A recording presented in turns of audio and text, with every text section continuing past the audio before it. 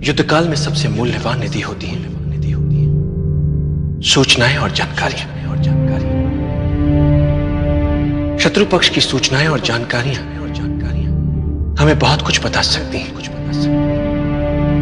और जब हम इन्हें प्राप्त कर लेते हैं तो ये हमारी व्यूह रचना को बल ही नहीं देती, आधार भी देती है और उन्हें धार भी देती है।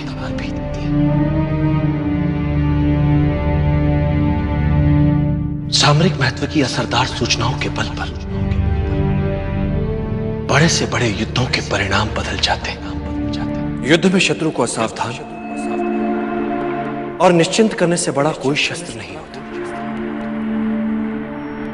इसलिए युद्ध जीतने के लिए युद्ध काल में ही शत्रु को विश्वास दिला दो कि वास्तव में युद्ध वही जीत रहा है। वो निश्चिंत हो जाता है, उसके लड़ने की भूख शांत हो जाती है। ऐसे समय में उस पर आक्रमण कर उसे सदा के लिए धराशायी किया जा सकता है।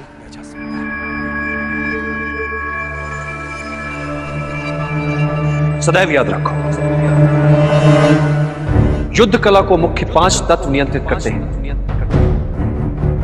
स्वर्ग या भाग्य, धरती या कर्म, सेनापति, संचालन विधि एवं अनुशासन, और इन सबसे ऊपर सबसे महत्वपूर्ण है नैतिक नियम। नैतिक नियम वो नियम होता है जिसमें प्रभाव और विश्वास के कारण प्रजा अपने राजा के प्रति प्रतिबद्ध रहती है।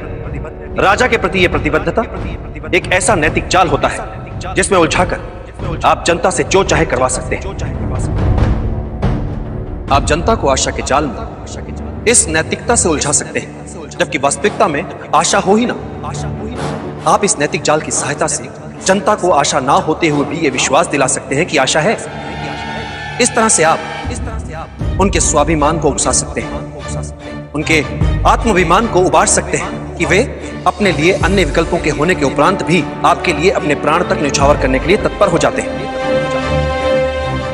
चाणक्य सदा कहते थे कि युद्ध करके शत्रु पर विजय प्राप्त करने में कोई बड़ी बात नहीं। बड़ी बात बिना युद्ध किए, बिना रक्त बहाए विजय प्राप्त करने में। बिना आक्रमण के शत्रु को समूचा जीतने के लिए शत्रु के मन से आशा ही मिटा दो कि वो अपने विरोधी से जीत भी सकता है, जिससे उसके लड़ने और जीतने की क्षमता कम हो जाती है। अब आता है योजना का दूसरा चरण। तो दूसरे चरण में जितने भी संसाधन हमारे पक्ष में है उनका प्रयोग, ताकि हारने की संभावना ही ना हो। और योजना का तीसरा चरण, शत्रु की निर्बलता का अपने लाभ के लिए प्रयोग, जिससे जीतने के लिए कम शक्ति लगानी पड़े। और इस बार चाणक्य ने धनानंद के लिए उसी की सत्ता और शक्ति के केंद्र में चुनौती प्रस्तुत कर उसके अस्तित्व को ही एक प्रकार से मानो झकझोर दिया था। स्वाभिमान जब तुम्हें अंधा बना दे तो वो तुम्हारा सबसे बड़ा शत्रु बन जाता है। वो तुम्हें हिंसक बनाता है, तुम्हारे अंदर क्रोध उपजाता है। सबसे पहले हमें इस बात का ज्ञान होना आवश्यक है, और जब हम इस बात को जान लेते हैं तो हमें इसका उपयोगी अंग भी समझ लेना चाहिए, और वो ये है कि इस अभिमान का उपयोग अपने शत्रु के विरुद्ध करें। वो तिलमिला उठेगा और क्रोध से पागल होगा, कोई ना कोई भूल अवश्य कर बैठेगा।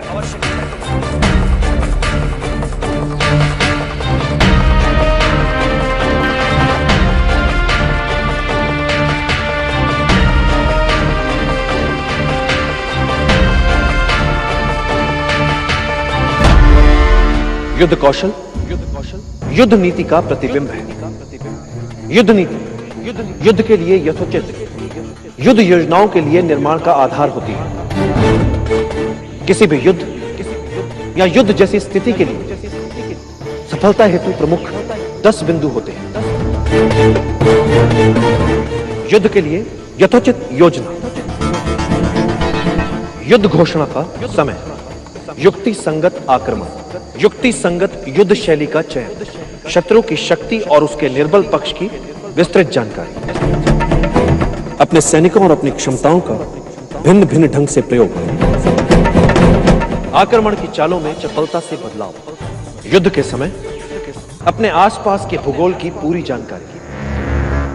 और इन 9 बिंदुओं से भी अधिक महत्वपूर्ण है, हर युद्ध किसी न किसी प्रकार के छल या छद्म पर आधारित होता है।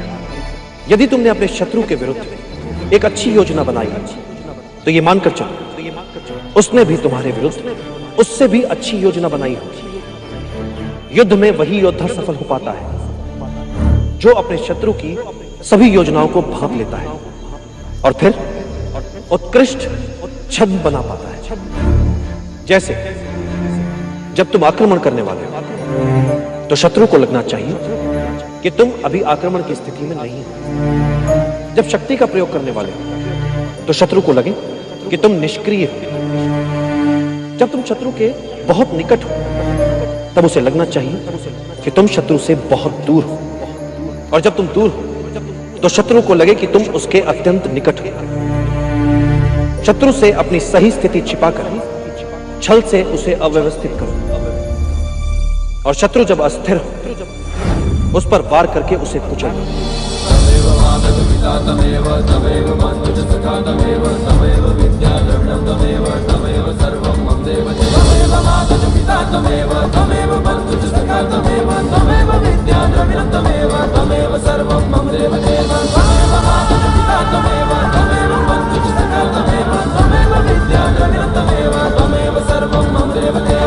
मैं किसी युद्ध में उलझना नहीं चाहता, किंतु मगध जैसे साम्राज्य में यदि हम उनसे बिना लड़े अपने आप को बचा नहीं पाए, ऐसे में मगध से सीधे युद्ध के अतिरिक्त हमारे समक्ष और कोई विकल्प नहीं बचता। इस युद्ध का सबसे बड़ा संकट, सबसे बड़ी समस्या है हमारे अंदर बैठा भय, अज्ञात से भय जो अतार्किक है, क्योंकि अज्ञात जैसी बात होती ही नहीं है। बातें मात्र कुछ समय के लिए हमसे छिपी हुई हो सकती हैं। कुछ समय के लिए हो सकता है कि हम उन्हें समझ न पाएं, तो इससे भय क्यों पाले मन? ये तो संकेत है कि चलो शत्रु के सामर्थ्य के बारे में और जानो और जानो और जानो और जानो।